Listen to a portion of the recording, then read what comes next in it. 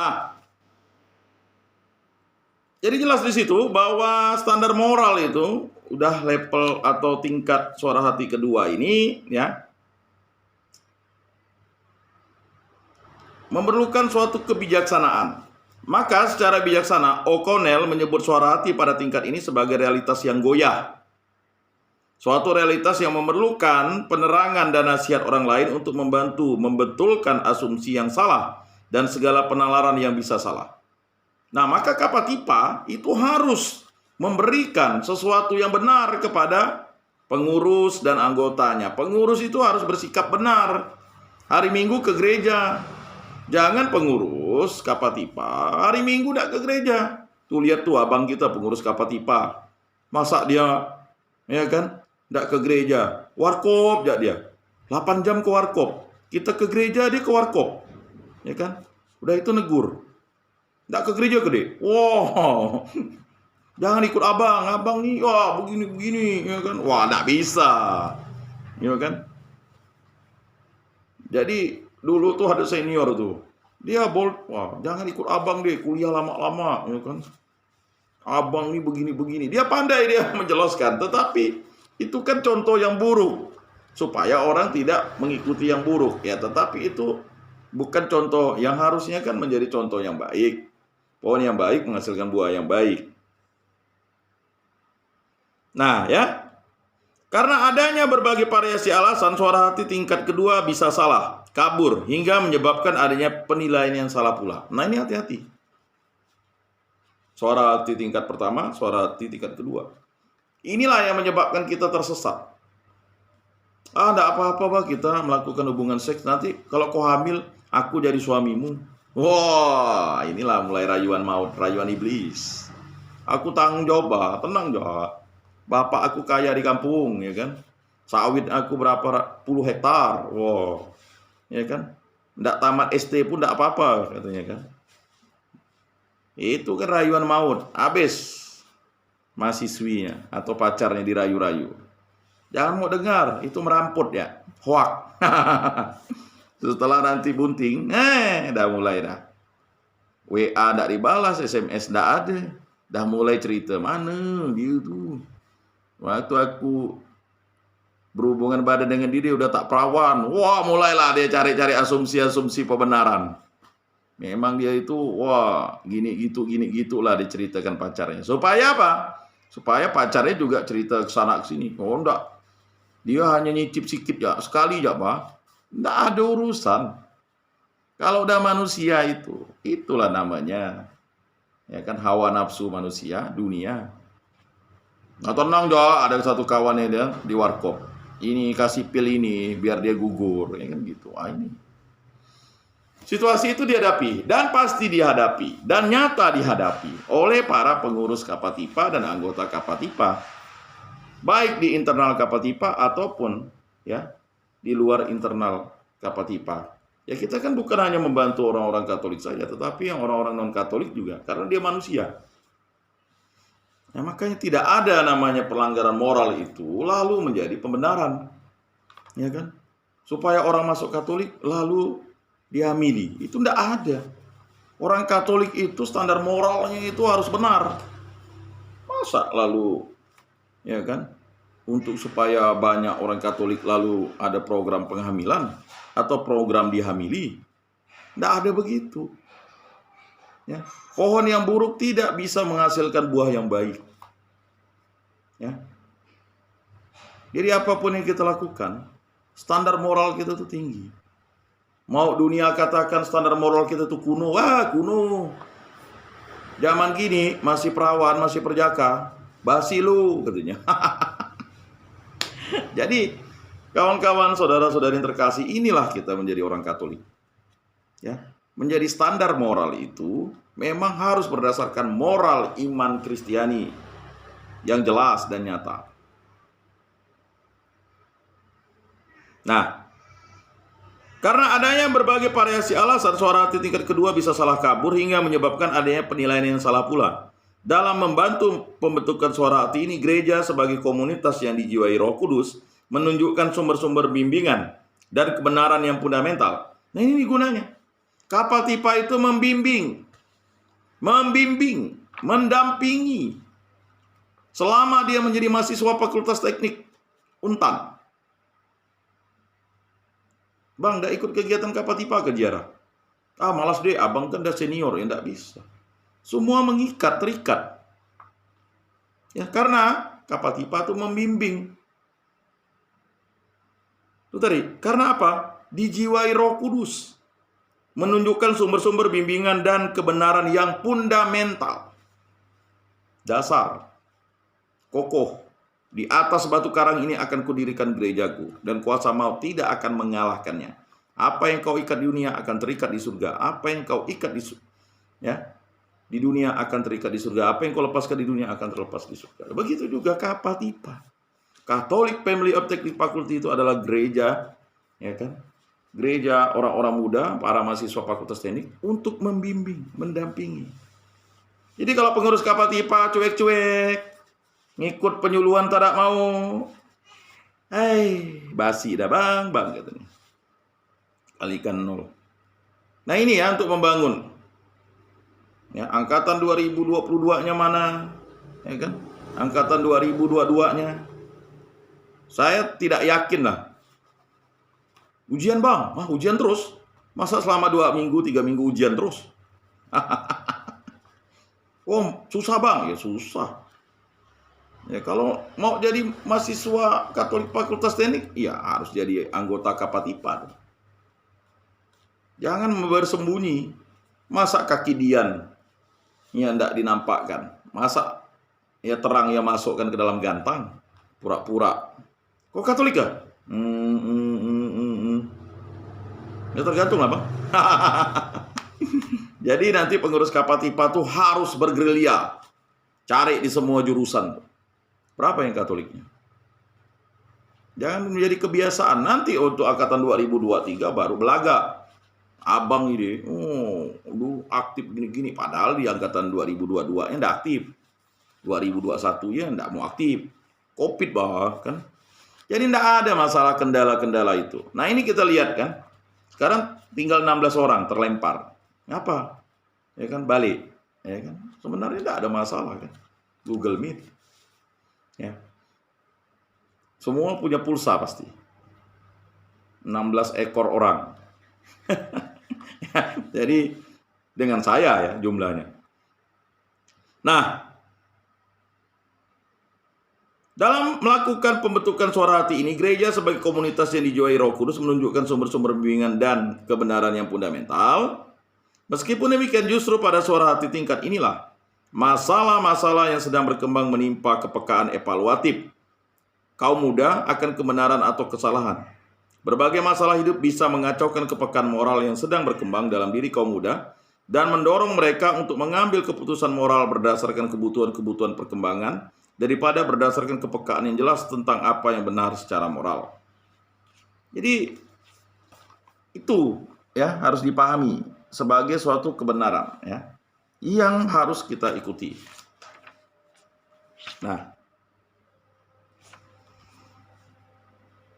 jadi pada kesempatan ini ya kita harus memahami itu.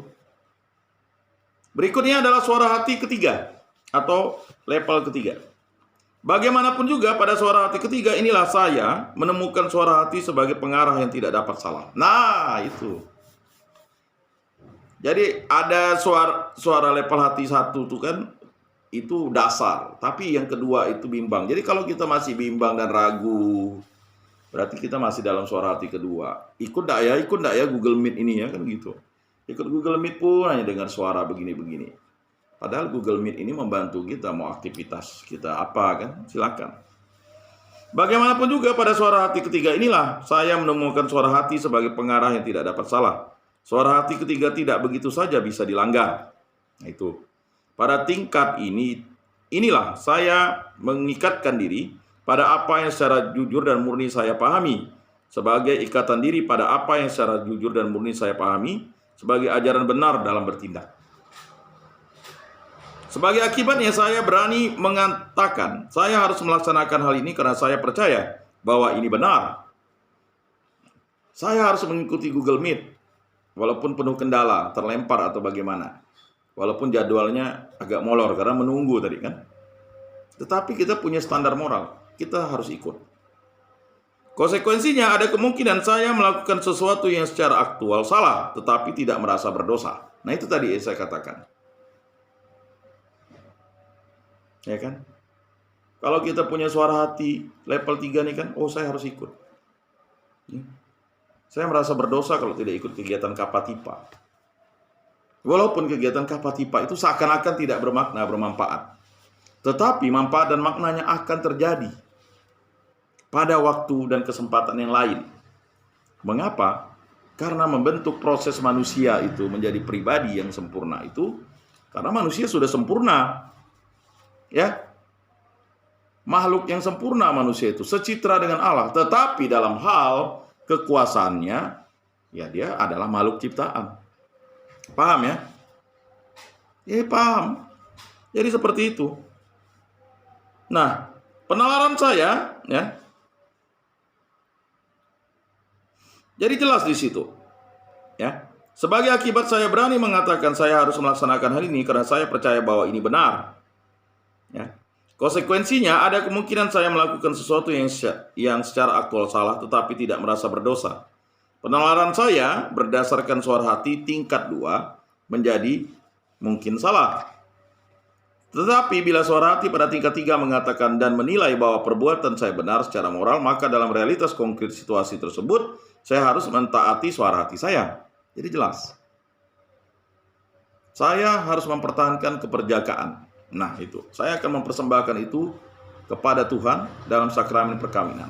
Dan akan dinikmati bersama dengan istri saya karena menjadi satu daging. Ratum et consumatum. Itulah konsekuensi moral yang harus kalian pegang. Jelas ya? Makanya kalau mau ngikut-ngikut seperti ini nih, sulit orang mau ngikut. Yuk kita main futsal atau kita ke warkop nih, ya kan? Yuk main game. Pasti banyak ikut. Ya kan? Atau yuk kita jalan-jalan. Bukan ziarah, pergi jalan-jalan. Ini. Nah, ini berarti suara hati tingkat 3 sambil mengingatkan apa yang dikatakan teolog Bernard Herring. O'Connell menerangkan bahwa tentu saja setiap orang harus mengutamakan suara hatinya sendiri. Ini berarti bahwa ia harus melakukan tepat seperti apa yang dilihatnya benar, suara hati ketiga, dengan segala keinginan dan usaha untuk menemukan dan melaksanakan apa yang benar, suara hati kedua. Dengan demikian, perilaku dan pernyataan kaum muda sehubungan dengan berbagai tindakan laku sosial atau tingkah laku sosial, sikap terhadap seksualitas dan pemberontakan terhadap hukum dan otoritas kerap kali mencirikan suara hati tingkat kedua. Ngapainlah perjaka, basi tuh. Ini kan. Ini suara hati tingkat kedua yang memang sering ragu dia. Secara objektif hal ini perlu dipertanyakan atau bahkan membahayakan pertumbuhan psikologis dan moral. Nah itu. Kalau Anda sering berhubungan seksual, itu akan kacau. Kacau. Mengapa kacau? Orang melakukan hubungan seksual, dampaknya kehamilan. Ya kan? Tidak mungkin orang hamil tanpa melakukan hubungan seksual. Kecuali ada di muka bumi ini, yaitu ya kan Bunda Maria, karena dia mendapat atau ya anak yang dikandungnya berasal dari Roh Kudus. Jadi jangan kalian pikirkan ya kan masalah hubungan seksual. Tetapi kalau namanya manusia biasa itu semuanya adalah ya kan melakukan hubungan seksual. Kalian hasil dari hubungan seksual atau segama dari ayah dan ibu kalian. Benar ya? Kan begitu?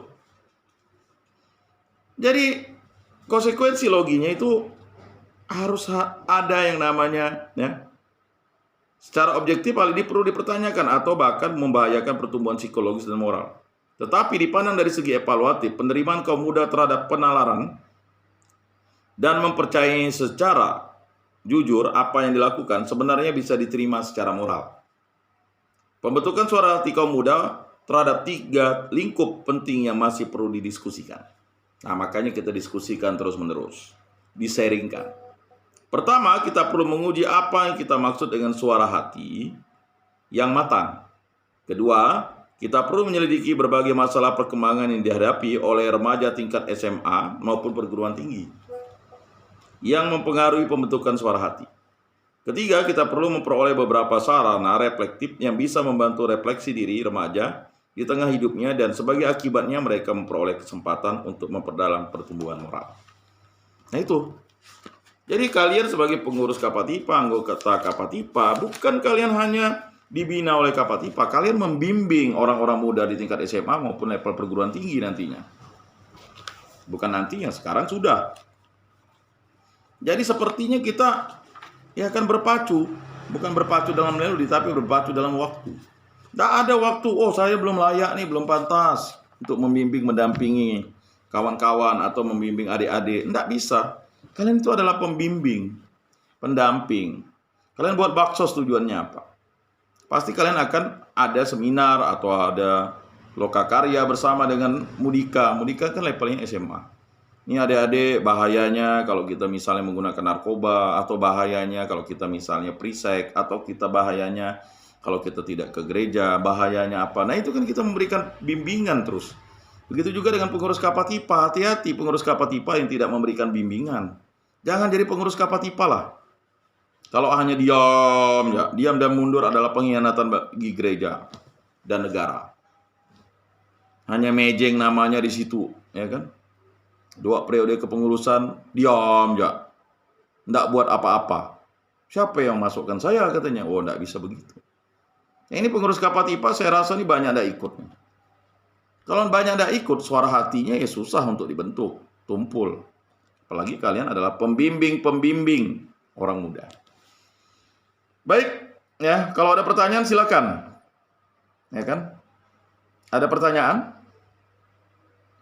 Kalau tidak ada, kita berjumpa pada minggu depan ya. Doni mau bertanya, silakan Don. Sudah serius kayaknya, belakang buku udah kayak profesor nih. Ya. Baik, kita tutup ya. Kalau tidak ada pertanyaan, kita lanjutkan pada minggu depan. Topiknya adalah suara hati yang matang, masih berbicara suara hati. Mari kita tutup dalam doa. Dalam nama Bapa dan Putra dan Roh Kudus. Amin. Allah Tritunggal Yang Maha Kudus, kami bersyukur di hadapan-Mu, kami dapat hadir pada kesempatan ini. Banyak yang tidak hadir, tetapi dengan kuasa Roh Kudus-Mu kami yakin dan percaya pada minggu depan mereka banyak hadir. Berkatilah kami semua, terutama para pengurus Kapatipa, agar diberikan kekuatan untuk selalu tabah dan setia mengikuti jalan salib Yesus Kristus dan selalu mewartakan kesaksian iman pada Kapatipa dan mahasiswa Katolik Fakultas Teknik. Dan berkatilah anggota Kapatipa agar selalu turut dalam kegiatan program-program Kapatipa. Berkatilah kami yang hadir agar kami selalu menjadi terang dan garam. Dan berilah kami kekuatan dengan bimbingan Roh Kudus-Mu agar kami menjadi pribadi yang baik dan benar seturut kehendak-Mu. Semua dan ini kami serahkan dengan perantaraan Tuhan kami Yesus Kristus yang hidup dan beraja kini dan sepanjang segala masa. Amin. Dalam nama Bapa dan Putra dan Roh Kudus. Amin.